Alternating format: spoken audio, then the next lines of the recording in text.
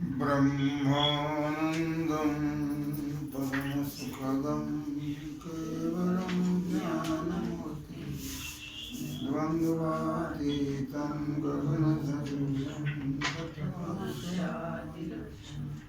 एकं नित्यं विमलमचलं सर्वदी साक्षिभूतं भावातीतं त्रिगुणरहितं सद्गुरुं तं नमामि।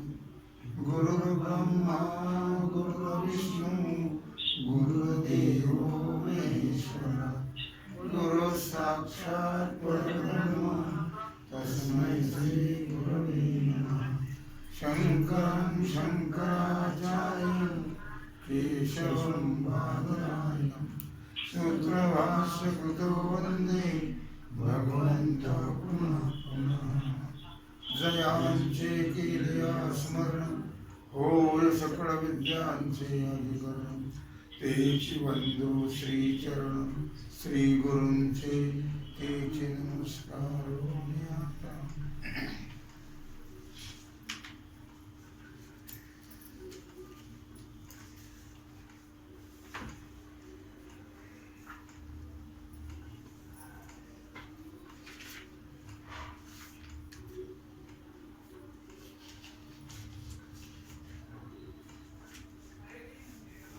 विचार सागर रहस्य तरंग दुसरा हेडिंग 10वे पाठ क्रमांक 12 सिद्धांत मताने कार्याध्यासाचा संभव।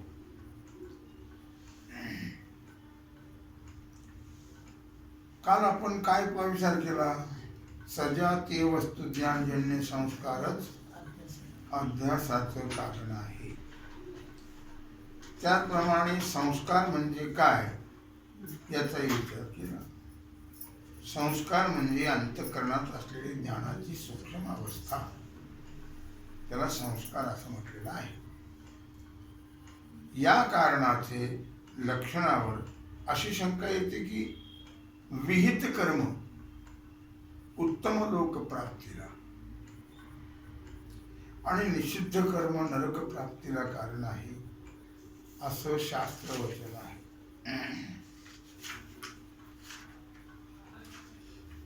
त्याला विरोध येईल मग, कारण कायिक वाचिक आणि मानसिक या क्रियेचं नाव कर्म आहे। शरीराने घडणारी क्रिया, वाचेने घडणारी क्रिया, मनाने घडणारी क्रिया याचं नाव आहे कर्म। आणि कर्मानुष्ठानानंतर लागलीच कर्माचा नाश होतो आणि लोकांतर प्राप्ती तर देह पडल्यानंतर खूप काळाने होते। मग तिथे विहित निषिद्ध कर्म अव्यवहित पूर्वकाली कुठे आहेत? नाही। काय लक्षामध्ये या करता कारणाच्या लक्षणातील अव्यवहित पद काढून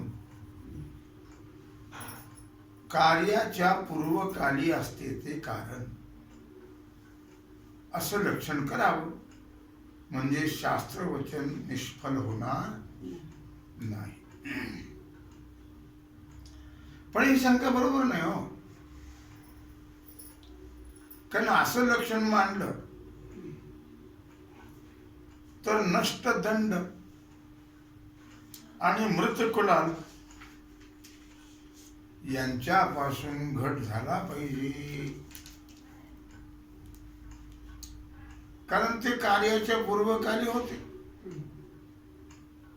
पण त्या नष्ट दंडापासून अथवा मृत कुलालापासून घटरूप कार्य उत्पन्न होत नाही। म्हणून कार्याच्या पूर्वकाली असेल ते कारण असं लक्षण करून भागणार नाही। लक्षात आता काही लक्षात नाही आलं, कळलं नाही ते विचारता आता स्वर्ग नरक प्राप्तीला शुभाशुभ कर्म कारणच नाहीत असं आमचं म्हणणं आहे. शुभाशुभ कर्म समाप्तीनंतर अव्यवहित पुत्ररक्षणी धर्माधर्म उत्पन्न होऊन म्हणजे पापपुण्य उत्पन्न होऊन त्यांचे संस्कार अंतःकरणावर राहतात. ते धर्माधर्म स्वर्ग नरक प्राप्तीला कारण असून स्वर्ग नरक प्राप्तीच्या अव्यवहित पूर्वक्षणी आहेत. म्हणून अव्यवहित पूर्वक्षणी असेल तेच कारण असं मानणं योग्य आहे. सर्पज्ञानानंतर पुष्कळ कालाने सर्पाचा भ्रम होतो. लगेच होतो काय सर्प पाहिलं नाही. मग त्या काली सर्पज्ञान तर नाही. ज्यावेळी दोरीवर मंद अंधकाराने सर्पाचा भ्रम होतो त्यावेळी आपण सर्प पाहिला होता ना. पुष्कळ काळ पूर्व गेला होता तो काळ, पूर्वी पाहिला होता तो. मग फक्त सर्पज्ञानाचा संस्कार आहे. हा तो सर्प पाहिला होता त्याचे संस्कार अंतःकरणाच्या ठिकाणी आहेत आणि त्या संस्कारानेच सर्पाचा अध्यास घडतो, भ्रम होतो. कशाने? ते संस्कार पूर्वीचे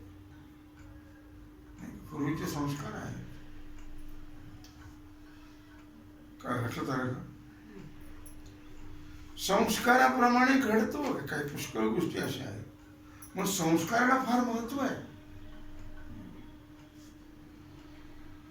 आलं कसं? पुष्कळचा प्रकार संस्कारावर अवलंबून आहे.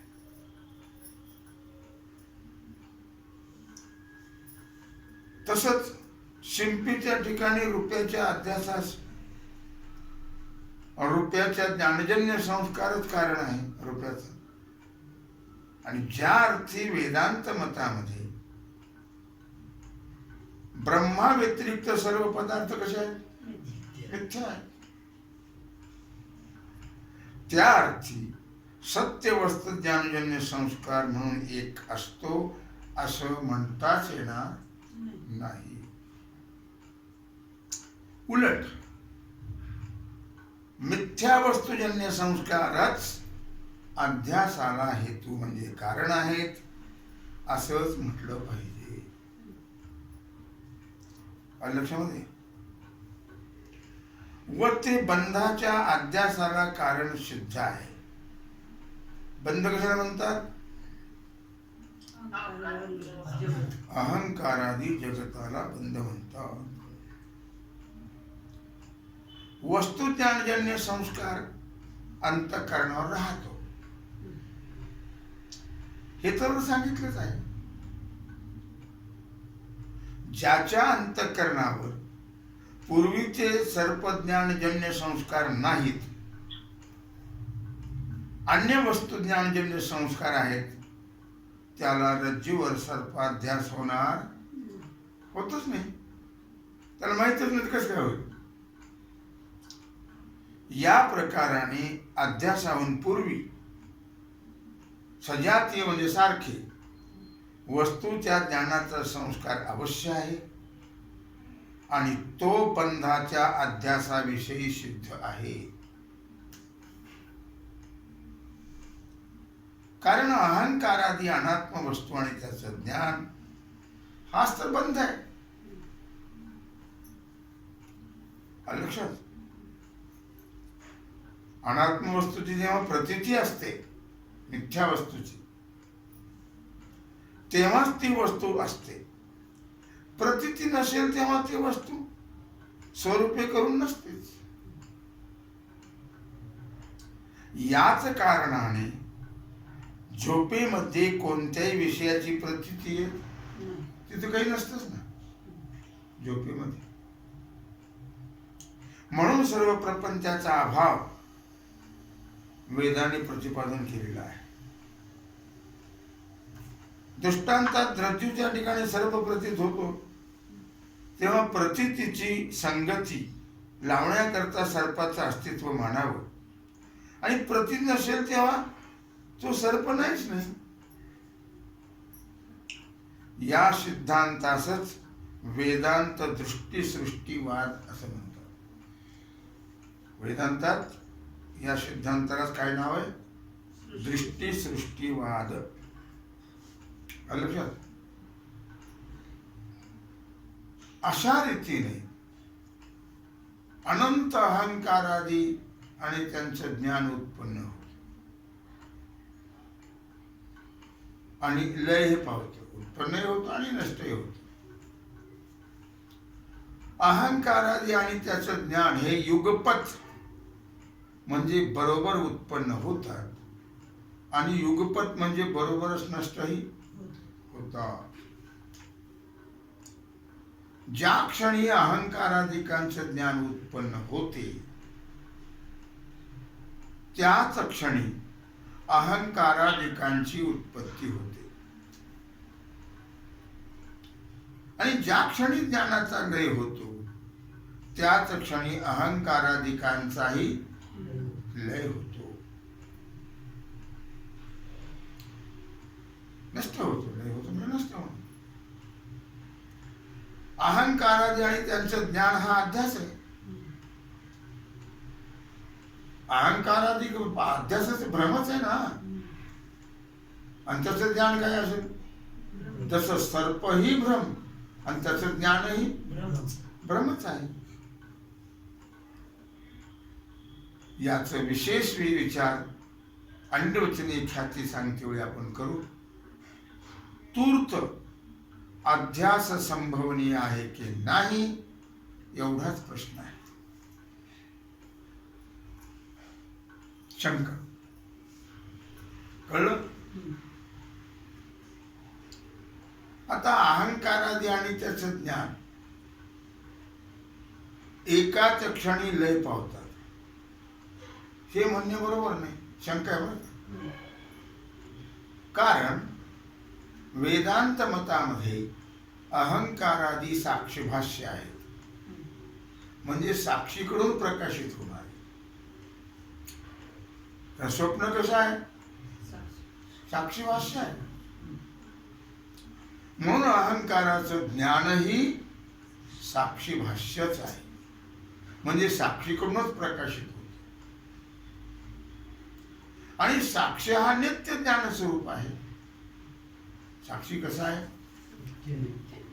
नित्य आहे, ज्ञानस्वरूप आहे असं विषय निरूपणामध्ये सांगितलेलं आहे. साक्षी ज्ञान जर नित्य आहे तर त्याचे विषय अहंकारादी नित्य झाले पाहिजेत. त्याचा उत्पत्ती लय म्हणणे संभवत नाही. आता या शंकेचं समाधान सांगताय. कळलं? लक्षात आलं का? काय शंका केली त्यांनी? अहंकारादी आणि त्याचं ज्ञान एकाच क्षणी लय पावतात म्हणजे बरोबरच हे म्हणणे बरोबर नाही. कारण वेदांत मतामध्ये अहंकारादी साक्षीभाष्य आहेत, साक्षीकडून प्रकाशित. म्हणून अहंकाराचं ज्ञानही साक्षीभाष्यच आहे. आणि साक्षी तर नित्य ज्ञान स्वरूप आहे असं विषय निरूपणात सांगितलंय. साक्षी ज्ञान जर नित्य आहे तर त्याचे विषय अहंकारादी नित्यच झाले पाहिजे अशी आहे शंका. त्यांचा उत्पत्तीलय म्हणणं संभवत नाही. तर समाधान असं आहे की अहंकारादिकांचेही वृत्तीच्या साहाय्यानेच साक्षी प्रकाशन करतो. कळलं का?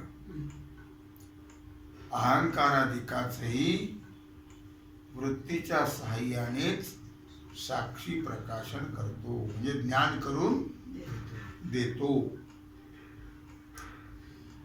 प्रत्यक्ष साक्षी नाही करत, काही वृत्तीच्या द्वारा करून देतो. आणि त्या वृत्तीचा उत्पत्ती लय संभवतो. वृत्ती उत्पन्न होते आणि नष्टही होते. बघा तुम्ही आलात तेव्हा ती वृत्ती आता नाही आहे. तेव्हा वृत्ती वेगळी, आता वृत्ती वेगळी. म्हणून अहंकाराधिकांचाही उत्पत्ती लय संभवतो. अशा रीतीने उत्तरोत्तर अहंकाराने आणि त्यांचे ज्ञान उत्पत्तीचा हेतू पूर्वपूर्व मिथ्या अहंकाराधिकांचा ज्ञान संस्कार आहे.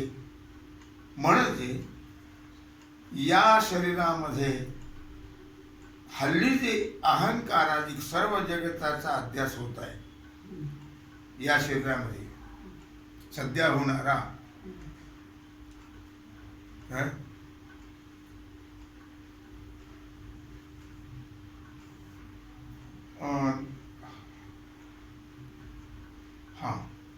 त्यालाच पूर्व शरीराच्या ठिकाणी असलेला मिथ्या अहंकारादी जगताच्या ज्ञानाचा संस्कार कारण आहे. आता जे होतो ते पूर्वीचा संस्कार आहे तो. कळलं का नाही? पूर्व शरीरा मागच्या शरीरामध्ये जे काही मिथ्या अहंकाराधिक जगताच्या ज्ञानाचा संस्कार, तो संस्कार मिथ्या अहंकार जगताला कारण आहे. बरोबर. या प्रकाराने पूर्व मिथ्या अहंकाराधिकांचा ज्ञानजन्य संस्कार उत्तर पुढच्या अहंकाराधिकांच्या अध्यासाविषयी कारण आहे. मागचा पुढच्याला लक्षात नाही? लक्षात आलं?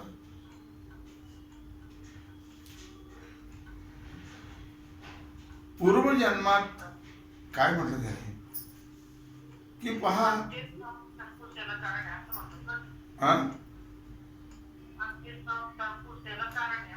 हो, मग मागचे संस्कार पुढच्याला कारण असतात. म्हणून माणसं ज्या संस्काराचा उच्चार करतात, मागचे जे संस्कार आहेत तेच पुढच्याला कारणीभूत असतात. मग आपले मागच्या जन्मातले संस्कार चांगले आहेत म्हणून आपण पुढे इकडे वळलेलो आहोत. त्या संस्कारामुळेच तेच पुढच्याला कारणीभूत असतात. ते संस्कार सगळेच काय वळत नाही तिकडे, त्यांना संस्कार नाही आहेत. ते आपले पूर्वसंस्कार आहेत तसे, म्हणून आपण इकडं त्या संस्काराने वळले गेलो. म्हणून मागचे संस्कार पुढच्याला कारण असतात. कळलं? या प्रकाराने पूर्व मिथ्या अहंकाराधिकांचा ज्ञानजन्य संस्कार उत्तर म्हणजे पुढे पुढच्या अहंकाराधिकाच्या अध्यासाविषयी कारण आहे. मागचा पुढच्या करता, मागचे पुढच्या करता. पूर्वीचे संस्कार असतात ना. ते एका ब्राह्मणाने सांगितलं की कुणी आलं तर नाही म्हणून सांग, मुलाला सांगितलं. ते म्हटलं बरं. आता एका माणसाला 500 रुपये दक्षिणा द्यायची होती. आला. ते म्हणले घरी येत का बाबा? ते म्हणले घर नाही, बाहेर गेले. संस्कार त्याला पडवून ठेवलं. काय की बाबा घरी नाही, ते त्याने सांगितलं ते संस्काराप्रमाणे. ते म्हणले बाबा घरी नाही. बाबा घरीच होते पण संस्कार. तो गेला. दुपारी गाठ पडली त्यांची. म्हणले मी सकाळी आलो तर मग तुमच्या मुलाने सांगितलं बाबा घरी नाही, मला 500 रुपये दक्षिणा द्यायची होती. कारण थोड्यात मारून घेतलं स्वतः. त्याच्याने मारले. अरे तू संस्कार नीट केले, संस्कारावर अवलंबून आहे सगळं. म्हणून संस्काराला फार मोठं महत्व आहे. आणि मागचे संस्कार पुढच्या संस्काराला कारणीभूत असतात. लक्षात. पुन्हा शंका. म्हणून बरे सत्य बोला यथा तथ्य चाला, बहुमानिती लोक येणे तुम्हाला. संस्काराला फार महत्व आहे. अहो म्हटले, हा जरी नियम मांडला तरी प्रथम जन्म जो अहंकार आणि त्याच्या ज्ञानाचा अध्यास झाला त्याला संस्कार कुठला? तुमचं म्हणणं ठीक आहे बा, मागच्या जन्मातला या जन्मात, पण त्या जन्मात जो संस्कार झाला तो कुठला? त्याच्या पूर्वीच्या ज्ञानाचा संस्कार म्हणावा तर सृष्टीच्या आरंभी जेव्हा प्रथम जन्म होऊन अहंकारादी आणि त्यांच्या ज्ञानाचा अध्यास होतो, भ्रम होतो, त्या अध्यासाला संस्कार कोणता? मग प्रथम जन्मामध्ये कुठला संस्कार त्याला? त्याच्या अगोदर तर काही जन्म नाही. अशी आमची शंका आहे. तेव्हा तत्पूर्वीचा संस्कार आणणार कुठून? समाधान. ही शंका वेदांत सिद्ध अंत माहीत नसल्यामुळे कोणालाही होते. वेदांत सिद्धांत न कळल्यामुळे, माहीत नसल्यामुळे कोणालाही शंका येते. या शंकेचं समाधान होणंही अशक्यच. काही गोष्टीचं नाही समाधान करते. शंकराचा बाप कोण? बघा आता, एकाने मला विचारलं शंकराचा बाप कोण? काय सांगू शकतो आपण? त्याला बाप आहे, आई बाप आहे त्याला. ते परब्रह्म आहेत. पण काही गोष्टी आपण नाही समाधान करू शकत. रामाच्या लग्नावर तुम्ही होता का? याकडे सांगितलं हो तुम्ही. कशावरून? अरे म्हटलं, वेड्या, तू तूप वाढायला होतास आणि मी होतो जेवायला, तर सगळ्याच्याच पात्रावर तू भरपूर वाढलं, माझ्या पात्रावर कमी वाढलं असतं. मला थोडे तुझ्या होती. आठवतंय काय? तर अशा प्रकारे सांगावं लागतं शेवटी. म्हणून म्हटलं की ज्यांनी वेदांत सिद्धांत ज्याला माहिती नाही आहे त्याला कोणाला हे शंका अशा प्रकारचे निर्माण होणं शक्य आहे. आणि या शंकेचं समाधान होणार अशक्य आहे. पण वेदांत सिद्धांत असा आहे की ब्रह्म, अविद्या आणि त्या दोघांचा संबंध.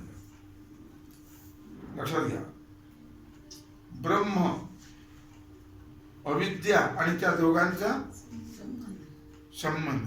त्याचप्रमाणे जीव, ईश्वर आणि त्यांचा भेद, ही 6 स्वरूपतः अनादि आहेत. हे कधी उत्पन्न होत नाही. या 6ची स्वरूपे करून उत्पत्ती होतच नाही. कळलं का? 6 कोणते कोणते? ते ब्रह्म आणि अविद्या. त्याचप्रमाणे या दोघांचा संबंध. त्याचप्रमाणे जीव आणि ईश्वर आणि त्यांचा भेद, ही 6 स्वरूपतः अनादि आहे. या 6ची स्वरूपे करून उत्पत्ती होत नाही. अहंकाराधिकांची उत्पत्ती श्रुतीमध्ये सांगितलेली आहे. म्हणून अहंकारादी सर्व पदार्थ स्वरूपे करून अनादि नसले तरी प्रवाह रूपाने अनादि आहे. प्रवाह रूपाने. पूर्वीचं जगत आता आहे का? कुठं आहे? नाही. पण तो प्रवाह चालू असल्यामुळे आपल्याला असं वाटतं आपण नदीच्या पाण्यात उभे आहोत. नदी वाहती आहे. आपण तोंड धुतलं, हातपाय धुतले, तेच पाणी आहे का आता? ते तर गेलं मैलोगंती निघून. पण आपल्याला तेच वाटतं की नाही? का? प्रवाह, नित्य प्रवाह चालू असल्यामुळे. तसा हा जगताचा नित्य प्रवाह असल्यामुळे आपल्याला तसं काहीच वाटत नाही. ते गेले हे आले, सारखा प्रवाह चालू असल्यामुळे. नळाचं पाणी तीच असते नाही, पण नित्य प्रवाह असल्यामुळे तेच वाटतं. अर्थातच म्हणजे प्रवाह रूपाने अनादी आहेत.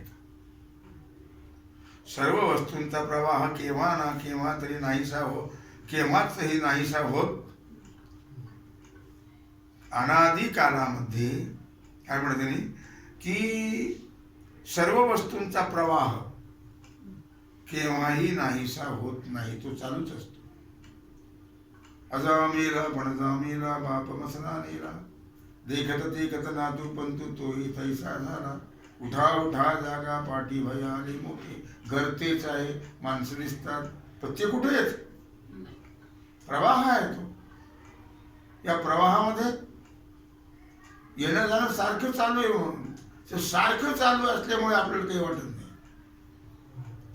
बंद असता प्रवाहाचं वाटलं असतं. कळलं का? प्रवाह केव्हा नाहीसा होतच नाही. तो सारखा चालूच. अनादी कालामध्ये पूर्वी कोणत्याही वेळी घट नव्हता का? चोर जार पट नव्हता का? पटही होता. चोर जार व्याघ्र सर्प शहाणे वेडे हे सर्व वस्तू नव्हत्या असं आहे का? नाही. काही शहाणे म्हणतात मरतात तर दुसरे नवीन उत्पन्न होतात. कळलं का? याच प्रकारे सर्व वस्तूंचा प्रवाह अनादी आहे. कळलं का? सृष्टीच्या प्रलय काळात सुद्धा झोपेत ज्या प्रकारे सर्व जागृत वस्तू संस्कार रूपाने राहतात. लक्षात आलं का? सृष्टीच्या प्रलय काळात सुद्धा जसं झोपेमध्ये झोपल्यावर काय आहे का नाही, उठल्यावर पुन्हा तिथल्या तिथं आपण कधी संस्कार आहेत ना.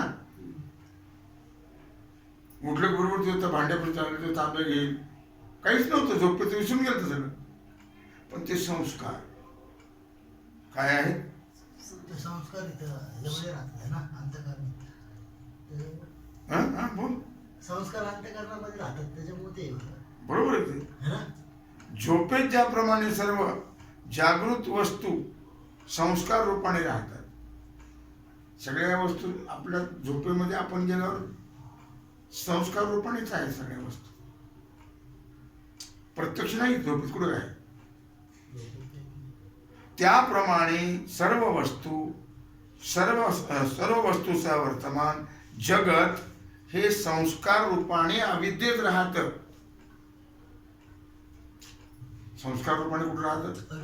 अविद्येमध्ये.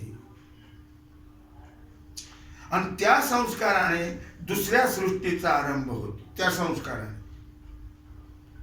म्हणून सृष्टीच्या आरंभी प्रथम जन्मात पूर्वसृष्टीतील संस्कार कारण आहे. आणि ती सृष्टीची जी परंपरा आहे सृष्टीची, ती अनादी असल्यामुळे प्रथमच्या सृष्टीत किंवा प्रथमच्या जन्मात अहंकारादी अध्यासास संस्कार कुठला, ही शंका संभवत नाही. अनादी आहे. परंतु त्या अनादित्वाचं ज्याला ज्ञान नाही त्याला मात्र ही शंका येणं शक्य आहे. रहाट गाडग्यात जे असतं, रहाट गाडगे माहिती मला.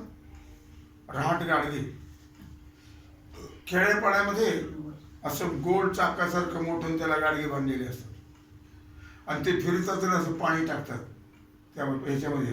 पत्र्याचं केलं असं ते पाणी शिथिल द्यायचं. आता त्या रहाट गाडग्याच्या गाडग्यात पहिलं कोणतं नाही सांगता येणार. काय सांगा तुम्ही? आता सारखं ते फिरत आहे, यात पहिलं कोणतं आहे तुम्ही सांगू शकत नाही. जे अगोदर बांधलं तेच पहिलं म्हणायला लागलं. कळतं कुठं ते पहिलं कोणतं आहे ते? काय अर्थात म्हणून माळ बांधते वेळेस ज्याला पहिलं प्रथमत्व असेल ते माळ ते पहिलं म्हणावं. त्याला फिरू लागल्यानंतर पहिलं कोणतं नाही सांगता येणार. काय इतकंच म्हणता येईल की एकाच्या पुढं दुसरं.